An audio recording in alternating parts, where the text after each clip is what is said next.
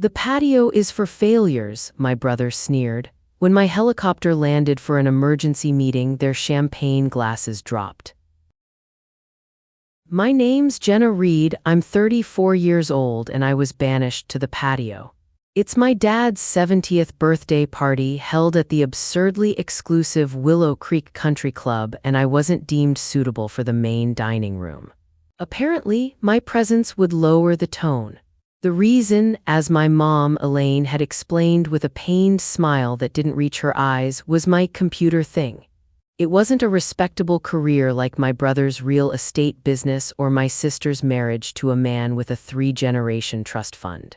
It was an embarrassment, a hobby that had somehow gotten out of hand and now defined me as the family's resident weirdo. So here I sit at a small, wobbly wrought iron table watching the party through the gleaming French doors. Inside, my brother Grant is holding court, his voice a confident boom as he talks about a $50 million development pipeline. I know for a fact that pipeline is a fantasy and his company is running on fumes and bad loans. Next to him, my sister, Olivia, glides through the crowd in a designer dress that costs more than the first server rack I ever bought. She sips her champagne and casts judgment on everyone, her expression a perfect blend of boredom and superiority. And my mom orchestrates the whole performance, her smile stretched tight as she ensures every glass is full and every lie is maintained. Meanwhile, my phone, resting on my lap under the tablecloth, won't stop vibrating. A constant, insistent hum against my leg. It's not social media notifications or texts from friends, it's a secure channel to my real life. My phone is a lifeline, a secret humming with power in my palm. My chief financial officer, Dana Fox, is on the other end of those vibrations. The messages are urgent. An $8 billion deal to acquire Helios Robotics, a company we've been courting for a year, is suddenly at risk. An activist investor, a corporate shark named Lyle Danner, is making a last-minute play to block the deal and spook our board. Through the thick glass, I can hear the muffled sound of my dad, Gordon, giving a toast. He praises Grant's vision and Olivia's grace. He talks about the legacy of the Reed family name. He doesn't mention me, it doesn't even sting anymore, it's just a fact, like the chill of the evening air on my arms. The patio doors are a physical barrier, a clear line drawn between their world of illusion and my world of reality. Another vibration, stronger this time. It's a message from Owen Cole, my head of security. He's inbound. An emergency board meeting has to happen now. A moment later, I hear it. A low, rhythmic thrum in the distance, a sound that doesn't belong in the manicured, whisper-quiet world of a country club, the sound of rotors cutting through the air. I look up past the perfectly trimmed hedges and see the distant navigation lights of the helicopter getting closer. The confrontation isn't coming, it's landing. The helicopter's sound isn't just noise. It's a violation of their perfectly manicured world. It starts as a low thrum and grows into a deep, chest-rattling whump-whump-whump that drowns out the string quartet playing inside. Heads in the dining room turn from my dad's speech to the windows, their expressions shifting from polite interest to outright confusion. Grant's story about a golf trip to Pebble Beach falters mid-sentence. Olivia looks personally offended, as if a servant has just dropped a tray of expensive glasses. The powerful downdraft from the blades whips across the lawn, flattening the pristine grass and sending a flurry of cocktail napkins into the air like frightened birds. This is not subtle, this is a statement of power arriving at 50 knots. Mason Hale, the club manager, a man whose entire life is dedicated to maintaining a seamless veneer of calm sophistication, comes rushing out onto the patio. His face is a mask of pure panic, his bow tie slightly askew. He points a trembling finger toward the dark shape descending onto the 18th fairway. "You can't do this, this is a private club. You can't land a helicopter here," he sputters, looking at me as if I'd personally summoned a dragon. Before he can finish his tirade, the helicopter touches down gently and the side door slides open. Owen Cole steps out. Owen is a former Secret Service agent, and he moves with a quiet, unshakable authority that makes loud people go silent. He doesn't even glance at the frantic club manager. His focus is entirely on me. "Miss Reed," he says, his voice calm and clear, cutting effortlessly through the decreasing whine of the turbine engine. "We have a situation." Dana Fox is right behind him, her sensible heels sinking slightly into the soft turf. She carries a slim, carbon fiber briefcase and gives me a sharp, professional nod. Her expression is all business. The family is now pressed against the glass of the French doors, their comfortable little world shattered. The mockery and dismissal have been wiped clean from their faces, replaced by a wide-eyed, slack-jawed confusion. They look like characters in a play who have just realized the backdrop has caught fire. My dad is the first one to recover enough to move. He slides the glass door open and steps onto the patio, the chilly night air doing nothing to cool the hot bewilderment on his face. "Jenna. What is the meaning of this?" He uses my name like an accusation, like I've broken some sacred rule, which I suppose I have. Grant is right behind him, his usual swagger gone, replaced by a defensive sneer. "Is this some kind of joke? Did you hire these people to make some kind of point?" he asks, gesturing wildly at Owen and Dana. Owen, still not looking at my dad or brother, speaks directly to me but loud enough for them to hear. "Miss Reed has an urgent board meeting," he says, his tone leaving no room for argument. Dana steps forward and places her briefcase on my wobbly little patio table. It clicks open with a sound that seems impossibly loud in the sudden quiet as the rotors spin to a halt. "The Helios acquisition is being challenged, Jenna," she says, her voice low and urgent. "Lyle Danner is trying to spook the board, feeding them a narrative that we're over-leveraged. The numbers hang in the air between us, unspoken but enormous, $8 billion. A sum so large it's almost meaningless in a place like this, where wealth is measured in golf handicaps and last names. My mom and Olivia have now joined the crowd on the patio, drawn by the irresistible pull of drama. Olivia's eyes are wide, not with admiration, but with a profound, almost comical confusion. Her brain is trying to reconcile the image of her loser sister, the one in the plain black sweater with the two imposing figures and the multi-million-dollar machine sitting on the fairway. I finally look at my dad, at his face a mixture of anger and disbelief. "My computer thing," I say, my voice even, "requires my attention." Just as the words leave my mouth, a guest inside the dining room lets out a loud gasp. He's staring at his phone, his face illuminated by the screen's glow. Then another guest does the same, and another. A wave of notifications ripples through the party, a digital tide washing over the analog world of the club. My cousin, Kayla, who's working tonight as a server to save for college, walks past the open doors with a tray of empty glasses. She catches my eye and gives me a small, almost imperceptible nod. She's the one who gave me the heads up about Grant's business problems. She knows. Grant, annoyed by the interruption, pulls out his own phone. I watch his smug expression melt. It slides off his face like a mask made of wax, leaving behind something raw and exposed. "No," he whispers, shaking his head. "It can't be." He reads the headline aloud, his voice hollow and thin, all the usual bluster gone. Northstar Technologies, led by secretive Chief Executive Officer Jenna Reed, in final stages of landmark $8 billion Helios robotics acquisition. Every head on the patio swivels toward me. My mom looks at me, then at the headline on someone else's phone, then back at me, her mouth slightly open. The performance is over. The curtain has been torn down. Olivia just stares, speechless for what might be the first time in her entire life. The name, Jenna Reed, is no longer a quiet embarrassment tucked away on the patio. It's a headline. It's a number with 9 zeros after it. My dad looks at me, and I mean he really looks at me, for the first time all night. For the first time in years, maybe, the familiar dismissal in his eyes, the casual disappointment, is gone. It's been replaced by something I can't quite read. Disbelief, yes, but there's something else too, something that looks a lot like fear.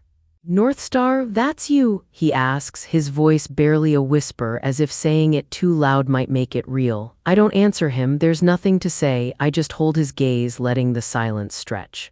For my entire life they've written my story for me, the quiet one, the disappointment, the girl who played with computers instead of finding a suitable husband.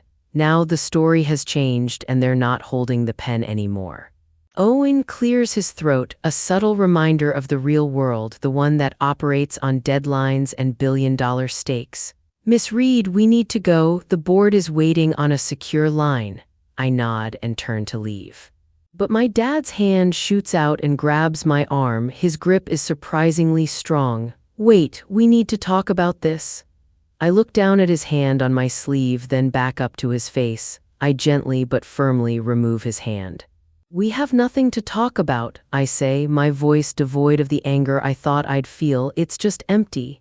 You made your position very clear when you sat me out here. My strategy for the last decade was to remain invisible.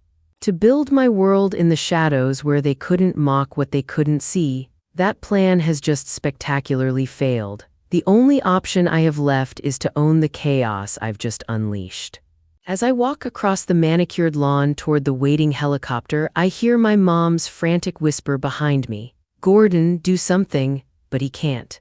He can only stand there, a relic on the patio of a world he used to control, a world that just vanished in the glare of a news alert. The helicopter ride is a blur of encrypted calls and frantic strategy sessions. Dana sits across from me, her laptop balanced on her knees, while I'm on a conference call with Nora Price, the chair of North Star's board. We're in a bubble of focused energy, soaring over the glittering city lights, a world away from the country club and its petty dramas. Lyle Danner isn't just making noise. He's running a sophisticated campaign to paint the acquisition as a reckless overreach by an untested chief executive officer. My carefully guarded anonymity, the shield I've used for a decade, is now the very weapon being used against me. We land on the helipad on the roof of my office building, the wind whipping around us. The real work begins now. Hours later, as the first pale light of dawn streaks the sky, my personal phone buzzes on the conference table. The one they all have, it's not Dana or Owen, it's my mom. I stare at her name on the screen for a long moment before silencing the call. She calls again immediately. I silence that one too. A moment later, a voicemail notification pops up. Against my better judgment, I listen to it. Her voice is strained, dripping with an artificial sweetness that sets my teeth on edge. Jenna, darling, we were all just so shocked. We had no idea. We're so proud of you. Please call me back. The word proud sounds foreign coming from her lips, like a word she learned in a language she doesn't speak. It's not pride, it's panic. Her text messages follow, a frantic stream of excuses and invitations. I told the manager it was a misunderstanding about the seating. Let's have a proper family dinner to celebrate you. At the head of the table, of course.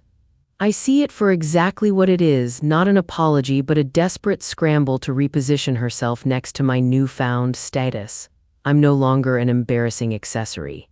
I'm the main event and she needs a front row seat. I delete the messages without replying. My sister Olivia calls next. She doesn't waste time with fake sentiment. She launches straight into a breathless, high-speed pitch. Jenna. Oh my God, Forbes and Fortune and everyone are going to be all over you. You can't be seen in those sweaters you wear, she offers with the gravity of someone brokering a peace treaty to become my personal stylist. To curate my brand, we need to get you in front of the right cameras with the right look, she insists, her voice a whirlwind of brand names and media outlets. This is a huge opportunity for the family, not for me. Her concern isn't for my well-being, it's for the family's image, an image I now have the power to elevate or destroy. She talks about magazine covers, television interviews, and public appearances I have absolutely no intention of making.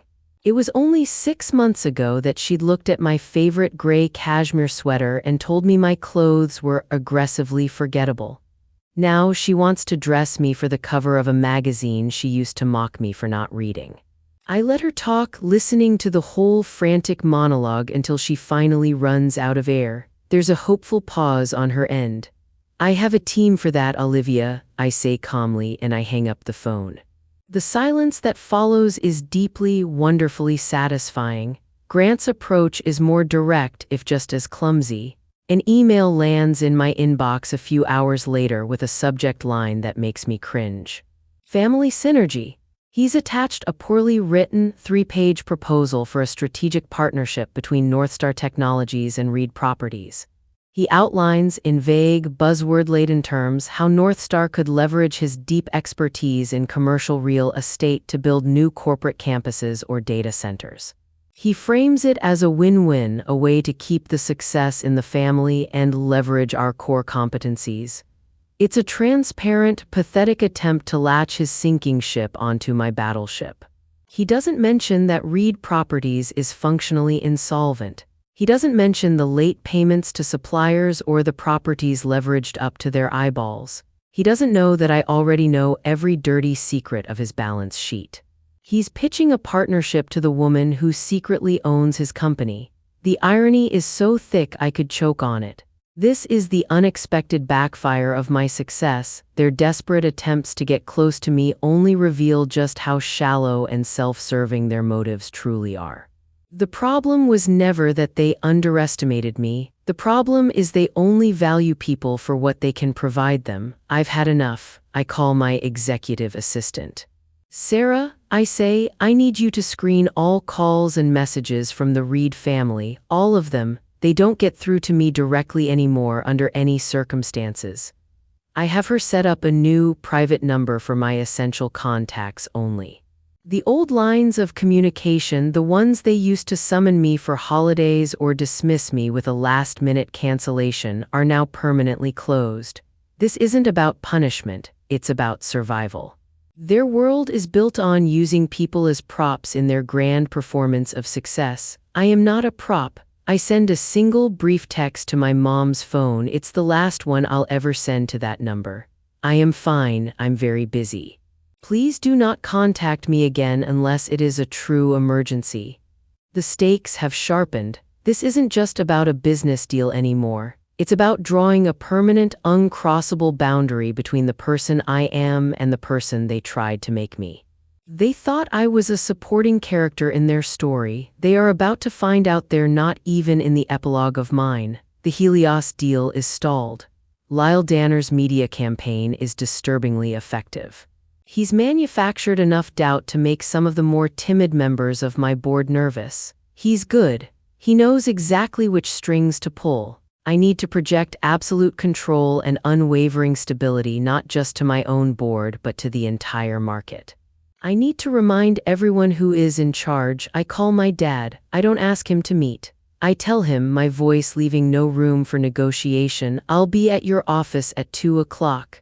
His office is in the same downtown tower as Reed Properties, a floor below Grant's. It's a space designed to project generations of old money and quiet influence, full of dark wood, leather-bound books he's never read, and oil paintings of ships. I arrive at precisely 2 p.m. I'm not wearing one of my aggressively forgettable sweaters. I'm wearing the clothes I command a boardroom in, a tailored navy blue dress, sharp and simple, and costing more than Olivia's was last night. Owen accompanies me, his imposing presence a silent statement. His being here is non-negotiable. My dad and Grant are waiting for me in the large conference room. The air is thick with tension. Grant, ever the opportunist, tries to start with his synergy pitch again, a desperate, hopeful look in his eyes. I hold up a hand, cutting him off before he can get a full sentence out. "That's not why I'm here." I place a single, slim folder on the polished mahogany table. The sound seems to echo in the quiet room. Reed Properties, I begin, my voice level and cold, was facing a $3.2 million cash shortfall as of last month. Several of your flagship properties, including the Westfield building, were over-leveraged and on the verge of default with your lenders. Grant turns a shade of pale I've never seen before. My dad looks from me to his son, confusion warring with a rising tide of anger in his expression. How could you possibly know that? Grant sputters, his voice cracking. Because I commissioned a full, independent financial audit of your company 4 weeks ago, I reply, my eyes locked on his. Right after my cousin Kayla mentioned how many suppliers at the club were complaining about Reed Properties being months behind on their payments. I open the folder. Inside are the signed purchase agreements for all of his company's outstanding debt and the notarized transfer of ownership documents. I slide them across the table. A holding company named Stardust Ventures acquired all of Reed Properties' outstanding debt 2 weeks ago from your primary lenders. Yesterday morning, it exercised its option to take a controlling interest in the company due to multiple covenant breaches. I let them process that for a moment. Grant is just staring at the papers, his mind clearly unable to catch up. My dad looks at me, his jaw tight. I slide one final piece of paper across the table. It's a simple corporate registry document, the kind that's available to anyone who knows where to look. It lists the sole director and owner of Stardust Ventures. I own Stardust Ventures, I say quietly. Which means, for all intents and purposes, I own this company, your company. Silence. The kind of absolute, crushing silence that is so loud it hurts your ears. Grant looks like he's been physically punched, all the air knocked out of him. He slumps in his chair. You bought my company, he whispers, the words catching in his throat. I bought a failing company, I correct him, my voice sharp. And I did it to stop it from collapsing and taking mom and dad's rental income from the properties they still own with it. I did it because your pride was going to bankrupt them. My dad finally speaks, his voice thick with a strangled emotion I can't quite place.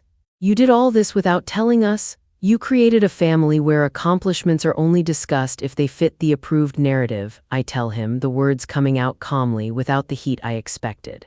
My work didn't fit, a quiet bailout of my brother's screw-ups didn't fit, so I handled it quietly, the way I handle everything. I push my chair back and stand up. Grant, you will continue to manage the day-to-day operations for now, but you will report to a new board of directors, my board, and you will not be making any more deals, taking on any more debt, or signing any checks over $5,000 without my explicit written approval. This is the first piece of hard, undeniable proof that the game has changed forever. They aren't just outmatched, they are completely and utterly out of their league. The bridge of pretending we're a normal, happy family, of me being the quiet disappointment they could pat on the head, is now a pile of smoldering ash at their feet. As I leave their office, Owen holding the door for me, my private phone rings. It's Dana. It's worse than we thought, Jenna, she says, her voice tight with concern. Lyle has a source. Someone on the inside is feeding him details about our negotiation strategy with Helios. The family drama is contained, but the real war has just escalated dramatically. The ticking clock on the Helios deal just got a whole lot louder. Lyle Danner isn't just an activist investor, he's an informed adversary. I get into the back of the waiting town car with Owen. My face is calm, but my mind is racing, processing the new threat. Get me everything we have on Lyle Danner's network, I tell Owen as he closes the door. Every connection, every phone call, every weak point. Find his pressure points.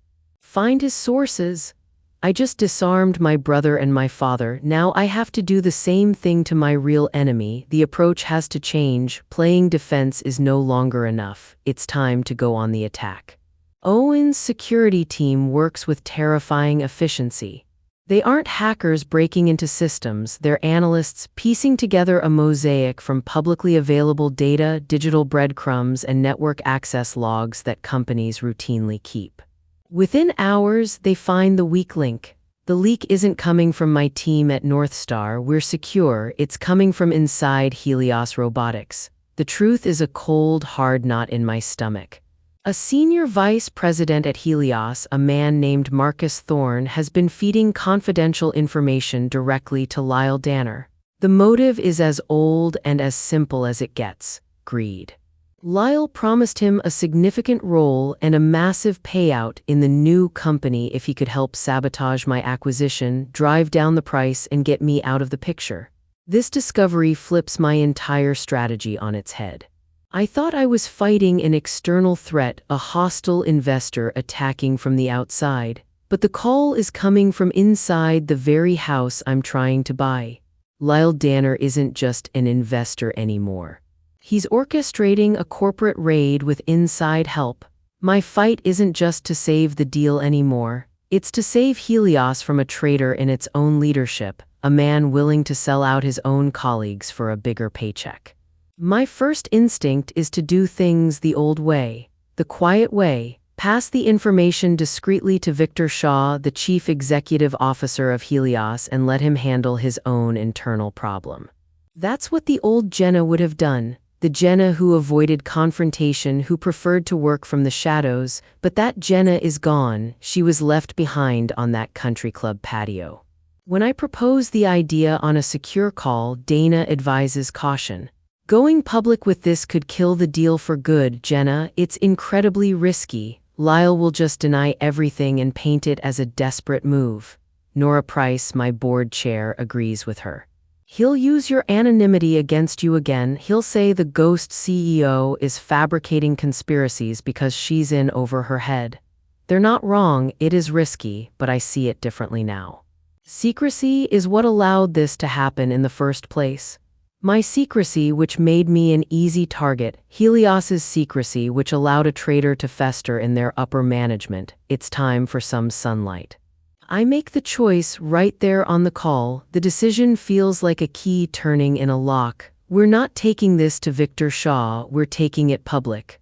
Dana and Nora are silent for a beat. They understand the gravity of what I'm suggesting. I'm not just going to expose the leak. I'm going to do it loudly, publicly, and I'm going to use the very media attention I've been so desperately avoiding. I will seize control of the story. This move is irreversible. Once I step into that spotlight, I can never go back to being the anonymous CEO hiding behind a computer screen. The personal cost is the one thing I've guarded so fiercely for the last 10 years, my privacy. The quiet, simple life I built as a shield is now a liability. To win this fight, I have to become the person my family always wanted me to be, visible, powerful, and public. The difference is, I will do it entirely on my own terms for my own reasons. I will have to face cameras, I will have to give interviews, I will have to put a face to the name in the headlines. I think about the teams of brilliant engineers at North Star and Helios, the ones I've seen on video calls, their faces full of passion for the work they do, work that could change the world. Their jobs are on the line. Lyle Danner's plan is simple. Acquire the company, gut the research and development teams to cut costs, fire the 1,200 people who work in them, and sell off the most valuable patents to the highest bidder. He sees a company as a collection of assets to be stripped and sold. I see it as a collection of people. The cost of my privacy is nothing compared to the cost of their livelihoods. I accept it. The decision settles over me, not with a sense of dread, but with a strange, cold clarity. The woman who hid on the patio is gone. A chief executive officer is in her place. I call an emergency meeting with my public relations and legal teams. I lay out the situation in stark, simple terms. The goal is no longer just to close the acquisition. It has evolved. The new goal is threefold. First, we will expose the collusion between Marcus Thorne and Lyle Danner in a way that leaves no room for doubt. We will present undeniable proof. Second, we will use that revelation to consolidate shareholder support at Helios, showing them that my offer isn't just about money. It's about protecting the company's future from predators like Lyle and traitors like Thorne. We will force a final, favorable vote on the acquisition. And third, we will destroy Lyle Danner's reputation as a credible investor so thoroughly that he can never threaten my company or any other innovative company ever again. I look at the faces of my team on the screen. We're not just buying a company, I tell them, my voice ringing with a conviction I didn't know I had. We're performing a rescue. And we're going to make sure everyone knows who the heroes are and who the villain is. This is no longer defense. This is a declaration of war. We were hours into planning the rollout when Dana's face changed. One second she was steady and focused, speaking in that calm, clipped rhythm that keeps everyone sane. The next, she went still, eyes tracking a line of text on her screen that made her lips press flat. A bell chimed on every phone around the table. Owen's, mine, my public relations director's, even the junior analyst in the corner who'd come in as a note-taker. The room shifted from low voices to the scratchy silence of people reading. "Lyle moved first," Dana said, not raising her head. She slid her laptop around so I could see. The headline was a punch to the chest, a glossy front-page story by a major business outlet rendered in bold letters like a verdict. My name was in the first sentence, my age in the second, and then a string of quotes from people inside Helios who said I was reckless, emotional, and dangerously secretive. They said I was overpaying by billions. They said I was obsessed with robotics like a teenager with a crush. The language was soft enough to sound professional, sharp enough to cut. The tone did the rest. It painted me as a ghost, a shadow who had slipped into the top job without earning the right to be there, a woman who hid from cameras because I was in over my head. It called North Star a black box and turned my quiet into a flaw. It took everything I'd done to build a safe distance from the noise and flipped it into proof I was weak. The article was artful. It was slick. It was designed to be read fast, shared faster, and to leave behind a taste of doubt that nothing could wash away. The reporter used a photo they'd scraped from some old college blog, me at 20, hair in a messy bun, a coffee cup in one hand and a soldering iron in the other. It read as a joke now, a child playing at work. It made my skin prickle. A video clip was embedded halfway down the page. A chart flashed across the screen with arrows and red numbers. A voiceover I didn't recognize said my plan was ambitious in a way that borders on irresponsible. I felt the breath leave my body. For a flicker of a second, I was back on the patio, the glass door between me and the room, my own reflection layered over crystal and laughter. For a flicker of a second, I wanted to close the computer and crawl under the table. Then the flicker passed. I straightened. "Okay," I said, "read the whole thing, every word." "Find the tells?" Owen scanned and spoke in that controlled, almost casual way he uses when things are bad. "He's been building this for days. This was locked and ready. They just hit publish." Dana looked up at me. "They don't just attack the deal, they attack you." She did not add the rest, "because you are the deal." By the time the sun took a slow step over the edge of the next building, the markets were waking up and the article was everywhere.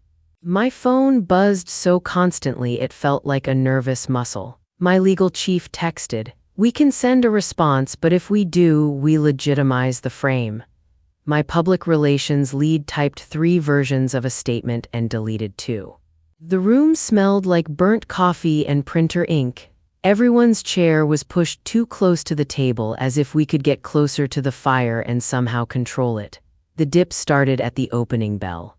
A red sliver next to our stock price slid down like a bead of blood. Anchors on morning shows smiled with their eyes while their mouths formed the words concerns and questions. A panel debated my strategy like it was a sports game.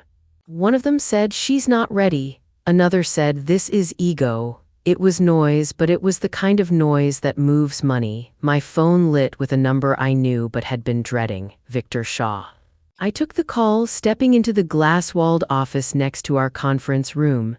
The city stretched out below, all steel and nerves. "Jenna," Victor said in a voice pitched low to avoid panic, which only made the panic louder. "My board is rattled. They're on this story like a dog with a bone. They want to pause, they want to assess." He said the last word like it was a joke, but he meant it. "You know what this is," I said. "You know it's a hit piece. You know who the source is." "I know what I know," he said, which was a way to not say anything at all. "There's pressure. They're saying your offer is high. They're saying you're, I don't know, volatile. They think they can get a calmer path with Lyle." "Calmer means gutted," I said. "Calmer means he sells off your life's work." On the other end, I heard voices in a room pull away and then move closer again like a tide. "My world is small right now," Victor said. All I can see is people who want the noise to stop. If you have something that shuts this down, send it. If you don't, I can't hold this line alone. I could picture him. Tie loosened, sweating under a light that made everything feel harsher. He was experienced, but he was also human, and humans hate chaos. We're moving, I said. Give me hours, not days, he sighed. I don't know if I have hours. When I hung up, the room outside felt like it had tilted by a few degrees. Dana had 3 calls stacked up and a 4th coming in. Nora's text was short, hold your nerve. We are solid here. It helped, but only a little. The truth was we were losing, not because we were wrong, but because the story was cleaner when I lost. People like clean stories. I went back to the table.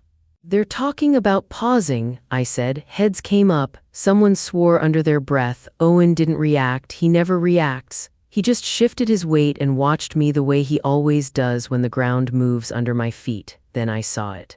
Halfway down the article, beneath a subhead about hidden risks, there was a paragraph that took my breath and squeezed. The writer quoted documents reviewed by our newsroom and then described, almost word for word, a private clause we'd offered Helios to show good faith. It wasn't huge, but it was specific. It was a small penalty we'd agreed to pay if the deal fell apart because of us. It was a detail only a handful of people knew existed. The wording in the piece made it sound like I'd thrown it in because I was desperate, like I'd waived cash to hide my incompetence. That wasn't true, and Victor knew it wasn't true, but the board at Helios didn't care about intent. They cared that something private had become public in a way that made us look frantic. I felt my jaw tighten. That clause, I said, tapping the screen. How many people knew? Dana's eyes flicked to me. 6 on our side. Me, you, Nora, legal, our deal lead, and the analyst who drafted the summary. 4 on theirs. Victor, legal, Marcus Thorne, and 1 board advisor. We didn't say Marcus's name like it burned, but it burned anyway. He was the leak, and he'd served the leak with a garnish of spin that made me look like an amateur. Lyle hadn't just hoped for a leak, he had a pipeline. If we call it out, we confirm it, Dana said quietly. We'll look like we're flailing. If we don't, it sits there like a stain, I said. My voice sounded steadier than I felt. We're fighting our own information used against us. I rubbed at a spot on my wrist where the helicopter's seatbelt had left a faint mark hours before. It had imprinted my skin. We can't expose Marcus without Helios acting on it, I said. Victor is scared. He won't move on his own right now. He's just trying to survive the day. Owen leaned in simply to be near my shoulder, not to crowd me, but to remind me I wasn't alone. It worked for about 10 seconds, then my phone buzzed again with a new alert from the same outlet. A side piece, what you need to know, packed the harm into 3 neat bullets. They repeated the clause like a chant. I walked to the window. Outside, the city looked normal. People moved. Buses breathed. A woman in a yellow coat balanced a coffee and a bag of bagels, laughing into her phone. It felt obscene and comforting in the same beat. The world keeps moving, even when the floor under you goes soft. I was about to turn back to the table when a sentence near the end of the story grabbed me by the throat. It was a single line, a whisper wearing a tuxedo. A source close to the Reed family says Miss Reed's sudden emergence is in keeping with long-standing patterns of instability. It read, she was always so intense, so secretive, it's not a surprise she'd be in the middle of some drama. The words were clean, but I could hear the voice behind them. It had the soft, airy bite of Olivia when she pretends to be concerned, but is actually holding a knife behind her back. Or it had the smug sourness of Grant after his second drink when he confuses gossip for insight. It didn't even matter which one had said it. It landed like a fist to the base of my neck. My family had become a footnote in a hit on my work. The world I'd kept separate at all costs had crossed the line and was now standing on a chair, waving its arms to get the reporter's attention. Lyle had figured out one more lever to pull. He didn't need to break into my emails or plant a story about my company. He could just let my own blood write it for him. There was a tiny beat in the room where time slowed. A chair creaked. A pen clicked twice. The heat from the lights the facilities team had installed last month warmed one side of my face. I tasted metal in my mouth, the taste of adrenaline that wants you to either run or fight. Dana saw my eyes move across the line and then back again. She closed her laptop a few inches as if she could shut the words out by dimming the screen. "Jenna," she said softly, like you talk to someone standing on the edge of a high roof. "Don't chase that, it's bait." She was right, it was bait. It still hurt. It hurt in a way the business attack hadn't. The business attack had made me furious. This hurt made me want to sit down on the floor, lean against the wall, and slide out of sight. The country club patio wasn't a place anymore. It was a feeling. It was a memory my body could still find, like a hand falling into a well-worn groove. I didn't sit. I put my hand on the back of a chair until the muscles stopped jumping under the skin. "He's not just hitting the deal," I said. "He's using them as a weapon." Owen's eyes tracked mine, then went back to the door and the hall, the way his mind always runs two tracks. The threat outside and the threat inside. He didn't offer a platitude, he never does. He just adjusted his stance and let me know without words that the door wasn't the only thing he would keep. I looked down at the phone in my hand. The device that had saved me the night before was now a buzzing square full of heat and bile. My face stared back at me from a dozen tabs. My name, which used to live inside a small circle of people and contracts, now vibrated on screens in cabs and airports. They rifled through my life like it was a handbag I'd left on a table by mistake. The team waited for me to speak. It wasn't fear, it was ready. They were waiting for the next clear step. The anger helped. It burned off the ache like fog burning off a field. "We stick to the plan," I said. "We don't give them our panic, we don't go point by point, we stay big, and we work the back channel with Victor until he remembers what he stands for." "Yes," Dana said, the shape of the word firm in her mouth. She opened the laptop again. "We'll need proof that feels like proof, not just claims." "We have it," I said, even though in that second I knew proof wasn't the problem was courage. And right now, Lyle had borrowed mine, wore it like a coat, and told the world it was his. My phone buzzed once more with a text I did not open. I slid it face down on the table. The glass was cool under my fingertips. I pictured the patio doors at Willow Creek, the way the lights inside bounced off the glass. I pictured myself outside and then pushed the picture away. I wasn't outside anymore. I was here, in this room, in the center of the mess, taking heat meant for 1,000 people so they could keep building. The article had used my family as proof I was chaos. Fine, let them think that. There are worse things to be than a storm. A storm changes the air, a storm breaks up heat, a storm moves what's stuck. I could live with that. I would, in fact, make them live with it. Owen didn't pace, he never does. He stood by the wall with his tablet and let the room come to him. "We're not chasing Lyle right now," he said. "We're chasing the writer." He tapped the screen and a photo popped up on the main monitor. A man in a polo shirt, grinning with a golf club balanced across his shoulders. Same man in another shot, hand on a trophy, arms slung around a shorter guy in a blazer. "Reporter," Owen said. "Plays Thursdays at Pinecrest." He flicked and there was another photo, the reporter laughing beside a familiar face, Lyle at a charity scramble last spring. My stomach dipped, but Owen shook his head. "That's noise." "The link is this?" He zoomed in on the man in the blazer. "Brother-in-law works at First Northeastern Bank." The name prickled along my skin. First Northeastern handled loans for Reed Properties for Grant. Owen's voice stayed even. "He's not a high-level player, but he sits in meetings. He sees the names on the files. He knows whose payments are late. He knows who's nervous." He tapped again. A public list of speakers for a dull bank luncheon slid onto the screen. The brother-in-law's name was highlighted.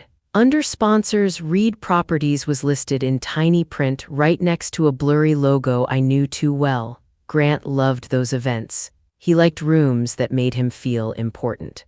Owen continued, "We pulled public posts. The banker posted about playing pickleball with your brother last week. Same day your brother called the bank twice from his cell.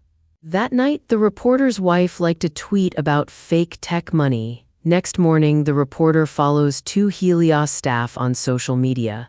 It's a chain," Dana said quietly. Grant to the banker, banker to the reporter. Reporter to Lyle's circle.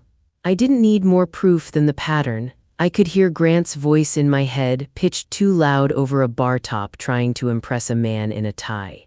My sister thinks she's a genius, he'd say, with that laugh he saves for people he thinks he's smarter than. She's in way over her head. I stared at the wall and saw not the pictures but the patio doors at the country club.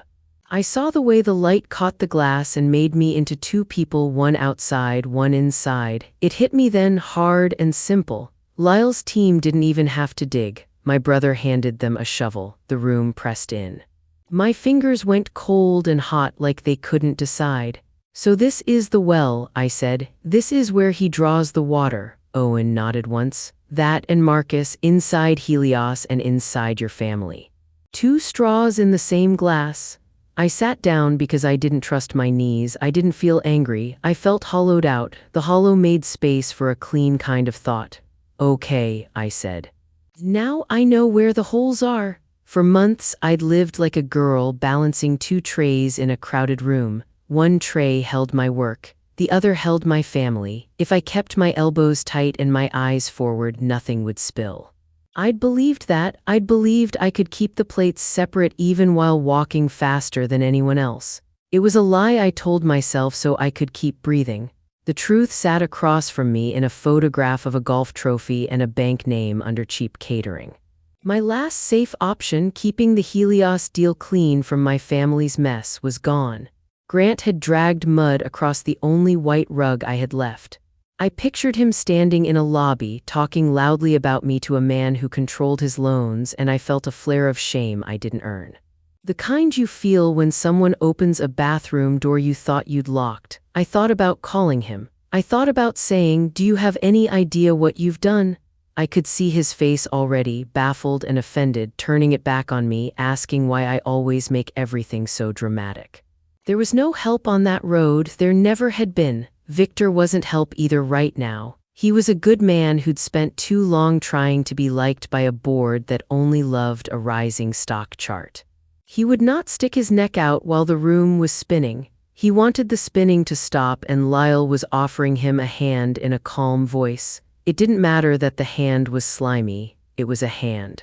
I realized, sitting there with my palms flat on the table, that there was no one coming. Not Dad with belated pride, not Mom with a tray and a smile, not a partner at Helios with a brave spine. It was just me in the middle of a ring, my breath loud in my own ears while the other fighter smiled from his corner. The world had always wanted me to be visible and powerful for their benefit. Fine. I could be visible and powerful for mine. I closed my eyes for a second and let the noise fade. When I opened them, the team was still watching me, steady and ready. We adapt, I said. We keep going. We don't wait for permission. Dana's ringtone broke in, a bright pop song that suddenly sounded ugly. She answered, listened, and put it on speaker. "Victor," she said, "you're on." His voice came through thin, like it had been pulled too tight through a wire. "Jenna, the board has moved the vote up." "How far?" I asked, even though my stomach already knew. "Tomorrow morning," he said. You could hear him swallow. "Lyle is insisting we decide now. He's filing a formal bid. It's lower than yours, but it includes a quick cash payout, and he wants to reset the board." "Reset," Dana repeated, like a doctor saying a word back to a patient to make sure she'd heard it right. "He says he'll make the noise stop fast," Victor said. He exhaled into the phone and it fuzzed the speaker. "They like the word fast. They like the idea of clean. Clean meant bodies. Clean meant the lab's dark. Clean meant 1,200 people packing boxes." I pressed my thumb into a knot in the table's wood and felt the bump anchor me. "You know exactly what he'll do," I said. "I do," Victor said. "But right now, they're not hearing that. They're hearing relief." A chair scraped on his end. A voice whispered near his ear.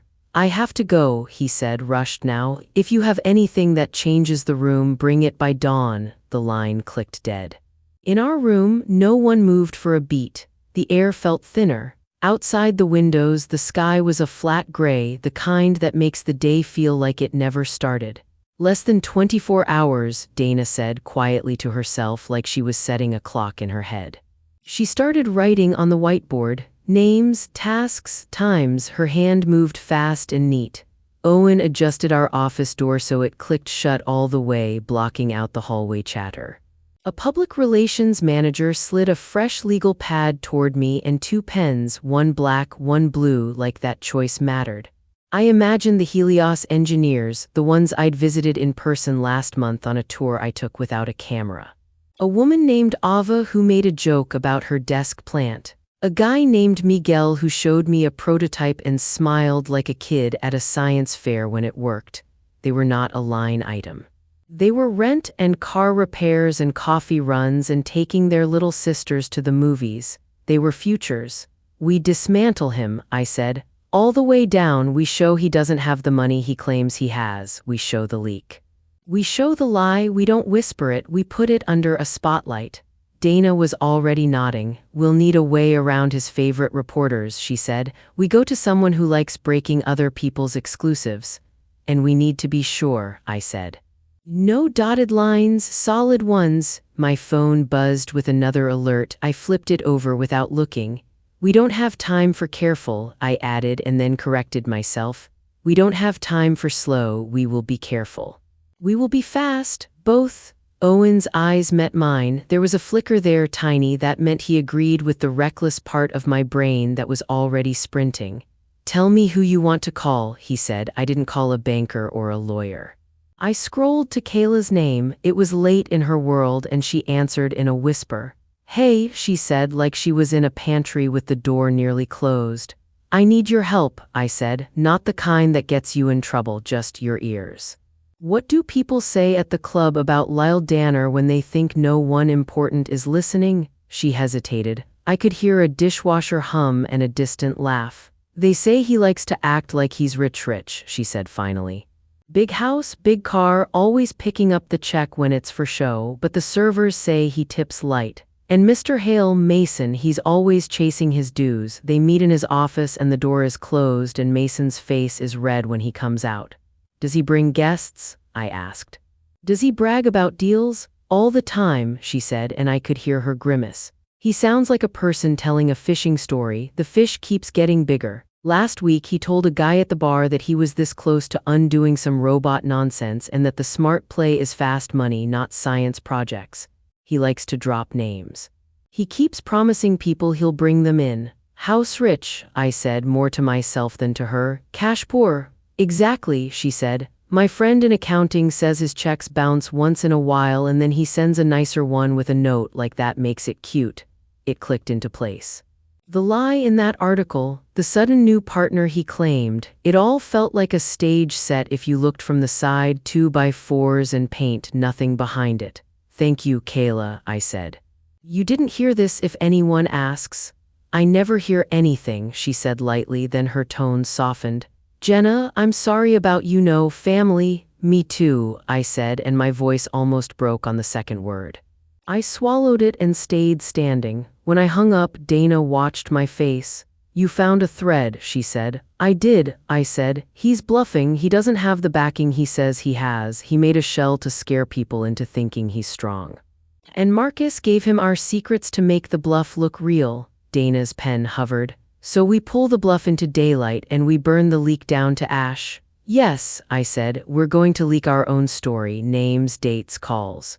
We'll hand it to a rival outlet that loves catching their competitor flat-footed. We won't hint. We'll show. We'll include a simple breakdown that shows Lyle's math doesn't work without real money. We'll show that the partner he announced is a pop-up with a fancy name and no history. That's a bomb, she said. It is, I said.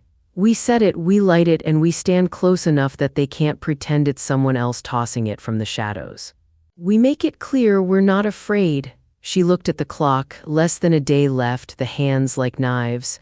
We'll have to move now, she said. We need documents, we need someone to go on record. Even one sentence. Nora will back us, I said. I will back us with my face. Owen stepped forward. I'll have my team package what's public and find what's hidden in plain sight. Company registrations, dues notices. Anything stupid the shell left lying around. We won't touch anything we shouldn't. We don't need to, he's messy. I nodded. I felt like I was walking out on a thin river in the dead of winter, knowing the ice could spiderweb under my feet. But this was the move. All my careful lines were already blurred. The worst thing had already happened. The quiet I used to live in was gone. I might as well use the noise. I picked up the black pen and signed my name under our list on the board like a promise. "We're going to tell the truth loud enough to drown out the lie," I said, "and we're going to do it before dawn." We pushed the button just after midnight. Our story went out to a rival outlet that loves to pull the rug out from under their competition.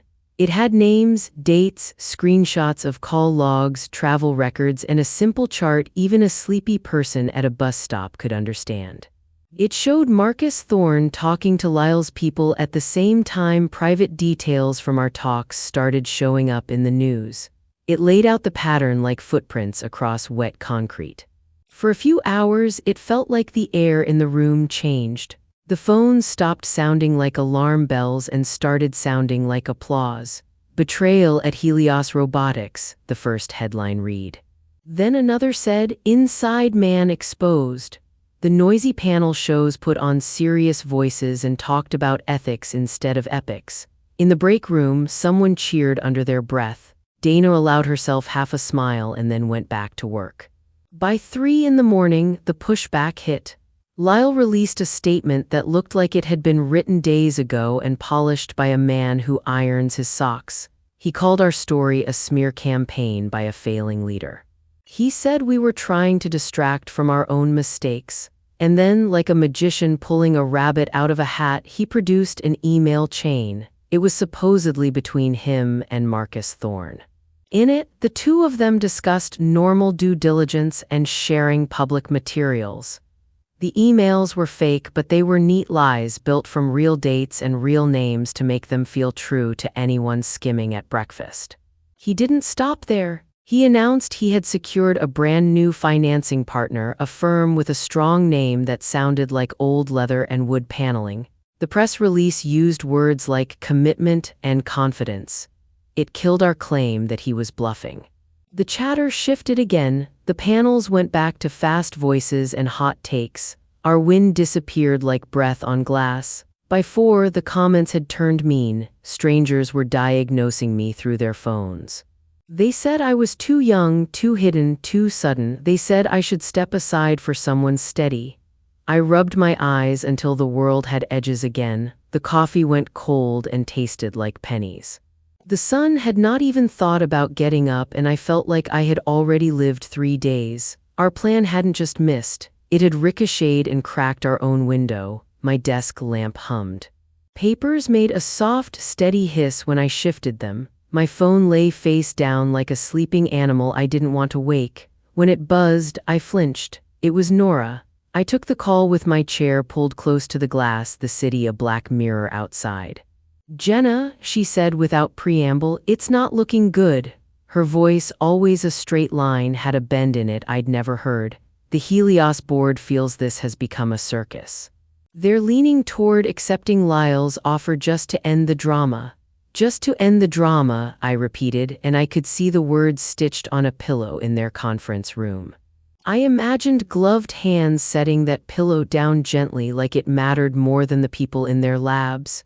"We're solid here," she said, and I believed her, but the words didn't land. "I can't vote for them. I can only tell you what I'm hearing." I gripped the arm of my chair so hard my hand ached. "Thank you," I said, because manners hold even when the floor drops away. We hung up. The silence after felt like pressure. That's when the old voices climbed out of whatever box I had shoved them into and sat around me like they'd paid for ringside seats.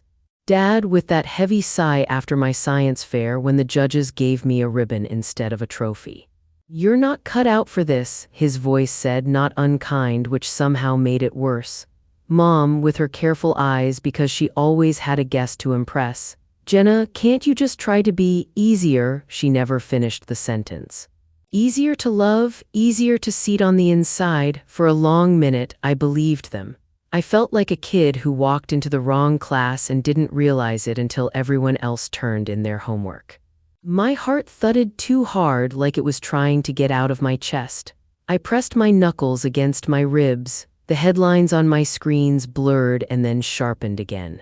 I caught sight of the photo that Outlet had used of me in my 20s, hair up, smiling with a soldering iron. It looked like a punchline now. Did I overreach? The question came so fast I didn't even feel myself think it. Was Lyle right? Am I just a ghost who accidentally walked into the light? I pictured 1,200 people at Helios lined up outside an office to get envelopes, and shame rolled through me like heat. My throat ached. For a moment, I wanted someone to tell me to stop, to say, "It's not your job to save anyone, sit down." The lights in the building across the street flipped on one by one, small squares making a grid. People were waking up to make lunches, to catch buses, to unlock stores. I had built a company in this town, one block at a time, eating cheap noodles at my desk, wearing the same sweater on too many dates. Now my name was bouncing around on huge screens as if I'd shown up late to my own life. The humiliation had weight. It sat on my shoulders like a wet coat. Nobody left the office, but the energy sagged. People spoke softer, like sound might break glass. Dana kept moving, but I saw the way her jaw clenched when she wrote on the whiteboard. Our legal chief started printing backup plans, pages that curled on the tray like dried leaves. Owen stood in the doorway so no one could slip into our space by accident. He looked like a statue, but his eyes never stopped scanning. He caught my gaze once, and even that felt like a hand on my back so I didn't tip over. I walked to the window, set my forehead against the cool glass, and watched a delivery truck nose up to the curb. A man in a blue hoodie hopped out and pulled open the roll-up door. He laughed at something the driver said and shook his head. It was the smallness of the moment that almost did me in. I've never felt less like the person I'd need to be to finish what I started. The patio came back to me without asking. The smell of chlorine, the scrape of the metal chair. The way I could hear the muffled clink of glass inside, but not one word clearly. Maybe they were right to put me out there. Maybe that's where I fit close enough to see everything, never invited to sit. I don't cry at work. It's not policy, it's self-preservation. A tear slipped out anyway and slid down to my jaw. I caught it with the heel of my hand and rubbed it away hard, like erasing a pencil mark. I didn't recognize my reflection in the glass, eyes ringed in gray, hair pulled back too tight, mouth set like a clamp. We had thrown our knockout punch and Lyle had taken it like it was a tap on the shoulder. Now he was walking across the ring with a smile and a new partner who smelled like money and lies. If I had another move, I couldn't see it. The clock didn't care about my panic. It just kept moving its hands in neat ticks toward morning. My phone buzzed on the table. I stared at it like it might bite me. The number was one I didn't know. I almost let it go dark. Then something in me, the part that still picks up the thread when it glints, reached for it. A text. "I know this might be nothing," it read, "but Mr. Danner's new financing partner he just announced. The head of that firm is Mason Hale's brother, the manager from the club." Kayla, I blinked at the screen. My first thought was a picture of Mason, cheeks pink and neat hair, telling me I couldn't land a helicopter on his precious green lawn. The man lived to enforce rules and to bend them for the right last name. His brother, the head of a serious firm, the words didn't sit right together, they clanked. I read the text again, slower. Mason's brother, the edges of the panic in my chest eased just a fraction. A thread. A thin, fragile thread, but a thread. Why would a real, established firm put their name on a deal with Lyle because a country club manager's brother said so? It made as much sense as ordering a wedding cake from a tire shop. Unless the firm wasn't real in the way people mean real. Unless it was a name with a website made last week and a mailbox in a strip mall. Unless Lyle needed a coat to wear and borrowed one that still had the tag on. I didn't know yet. I just knew this. The first tip that saved my family's rental income had come from a young woman in a black vest carrying a tray past patio doors. Not from a newspaper, not from a boardroom, from someone who watched and listened because that was her job and because she knew the score even if no one wrote her name on the lineup. I typed back, "You did good." "Thank you, then do not talk about this to anyone, not a soul." "Never," she replied and added a tiny thumbs up that somehow made my throat tighten again. I set the phone down gently like it was the first egg I'd ever held. It wasn't much, it wasn't a silver bullet, it was a glimmer. The city outside the window was turning blue at the edges. People down on the sidewalk pulled their collars up against the early morning chill. I straightened and turned back to the room. "We might have something," I said. My voice didn't sound like a stranger's anymore. It sounded like someone who had spent her whole life outside a door and finally learned how to pick the lock. The Helios board meeting started with a chime and a wall of faces. Little squares stacked across my monitor like windows in a building, a gallery of polite frowns and folded arms. I could see Victor Shaw in the center, lit by the cool glow of conference room lights. His tie was straight, but his shoulders sagged like the tie weighed more than it should. My own face stared back at me from one square, calm, hair pulled back, the curve of my jaw sharper than I remembered. Next to me on another screen, my rival sat in perfect lighting. Lyle Danner looked rested, like he'd had a good night's sleep on a lie. "We have 2 offers on the table," Victor said, voice low and steady like a funeral director's.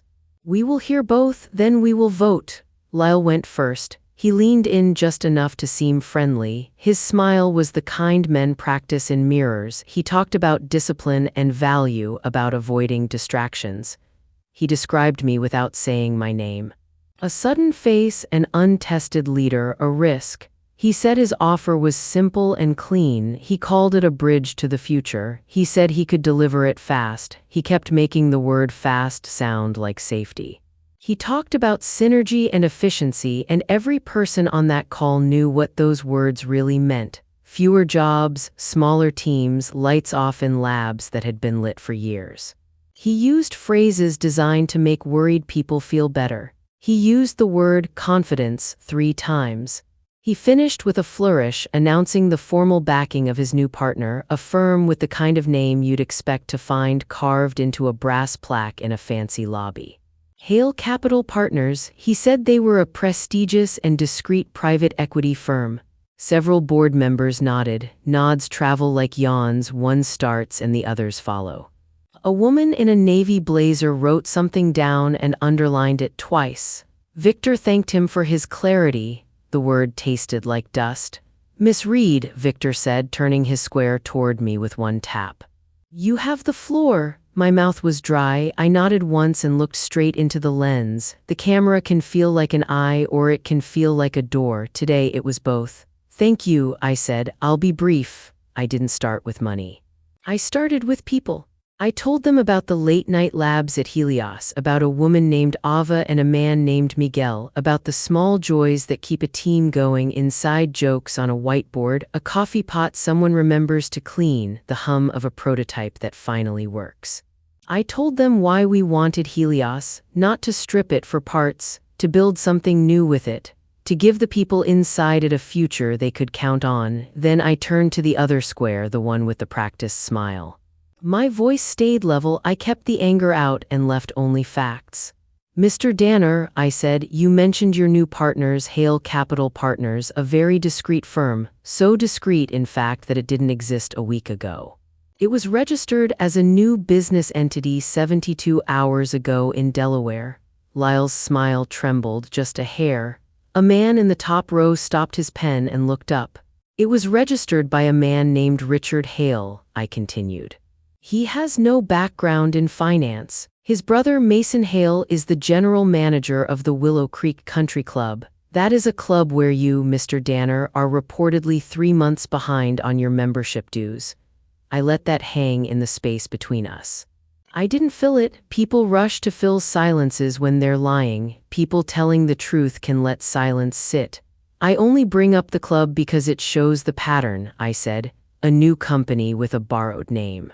A promise without real money behind it. A man who shakes hands in one room while he avoids a bill in another. That's not stability. That's a set of stage props. Take a step to the side and you see the 2x4s. The board members were no longer nodding along with him. They were leaning in, eyebrows up, phones lifted toward their screens. Victor's shoulders squared a little, like something had eased inside his chest. "North Star's offer is not about speed at any cost," I said. It's about protection and growth. It's about honoring the work you've already done. I understand that the noise around us has made this feel like a circus, so I'm going to strip away the noise. I held up my phone. My palm looked steady around it. We did the work, I said. We checked the records, we checked the timing, we checked the dues. I looked back at Lyle's window and saw, for the first time, the shine of sweat at his temple. We are not bluffing. The firm isn't real, is it, Lyle? I asked, using his first name for the first time. The click of it felt like stepping into my own house without knocking. It's a shell. A lie you created to feign strength you do not possess. My phone, which had been a source of buzzing anxiety for 2 straight days, became something else in my hand. A lever. I glanced at Dana, who was off-screen at the end of the table. She tapped her keyboard and shared her screen into the meeting. The gallery of faces shrank and a document filled the center. Here are the corporate registration documents for Hale Capital Partners, I said, dated 3 days ago. Filed by Richard Hale, here is a copy of a past due notice from the Willow Creek Country Club addressed to Mr. Lyle Danner, dated last month. Each page slid into view with a clean, soft click. The words were simple.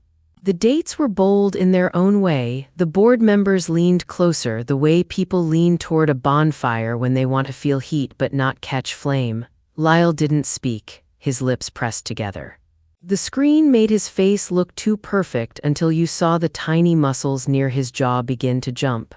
I don't care where you golf, Lyle, I said, and I meant it. I care what you do to companies and the people in them. I care whether you tell the truth. I turned back to the gallery. You don't have to like me, I said to the Helios board. You don't have to like that I kept my head down for a decade. You don't have to like the sweater I wore on the patio 2 nights ago. But you should care who is lying to you right now in this very meeting. You should care what happens to the 1,200 people who built your future. There was a breathless beat where the world seemed to wait. Then Nora Price's square flashed green as she unmuted.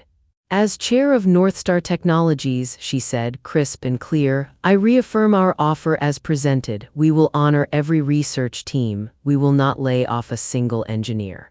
We ask that you vote now. Victor looked down at his notes, then directly into the lens.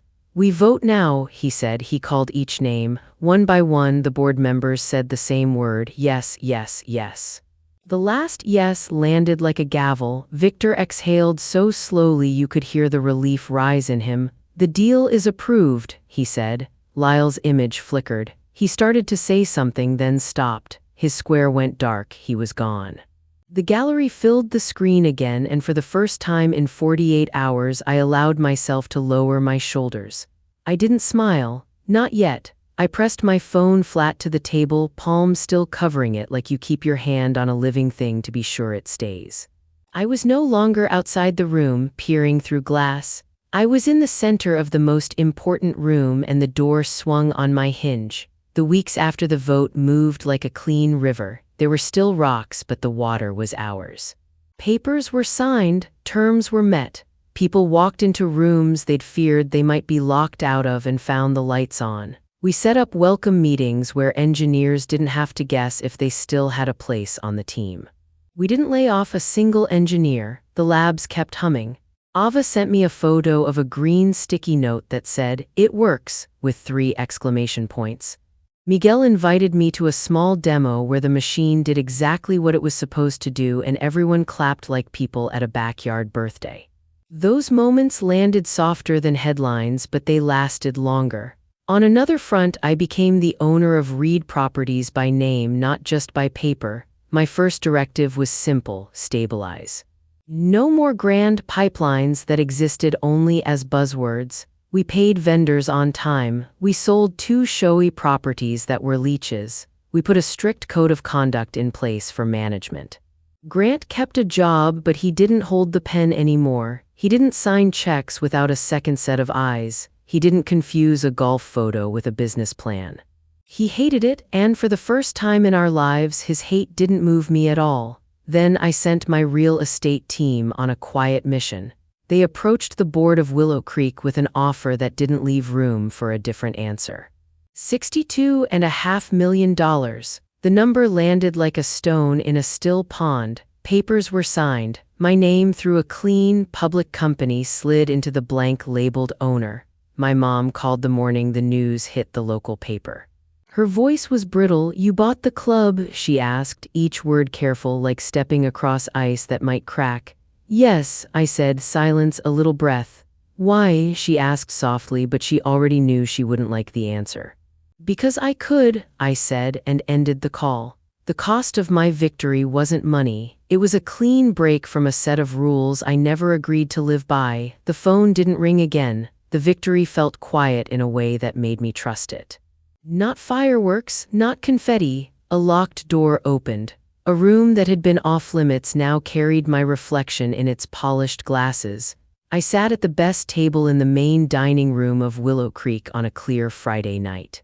The light was warm and steady, not the cold shine it had been the night I watched through the glass. The room smelled like butter and good wine, and underneath that, cut grass. A pianist in the corner played old songs that didn't push their way into your head.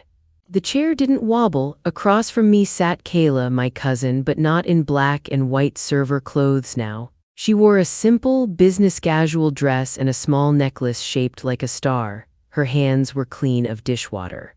She kept touching her folder and then pulling her hand back like she might scare it away. She started her paid internship with North Star's operations team on Monday. When I told her, she cried and laughed at the same time and then apologized to me for crying.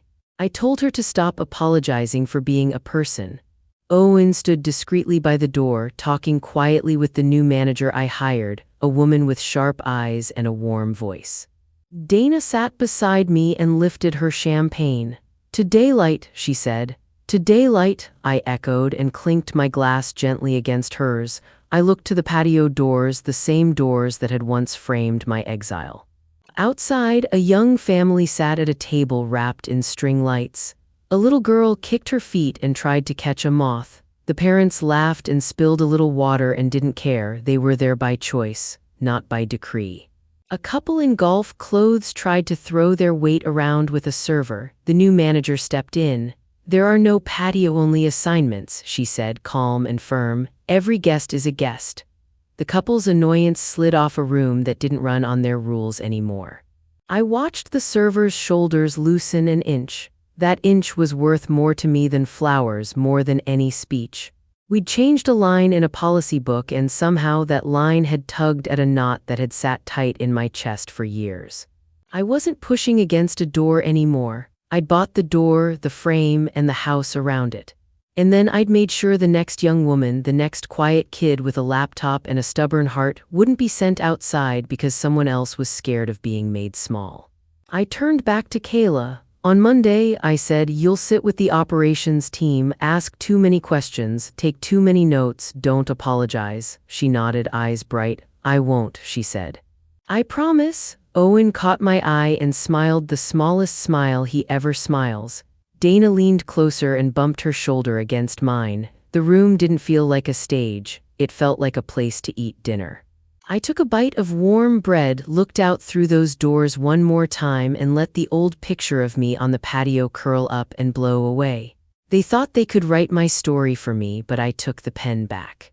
If you've ever stood on a patio and looked through glass at a room you knew you belonged in, tell me what happened next. Share your story in the comments. Subscribe and stick around for more stories about taking back your power.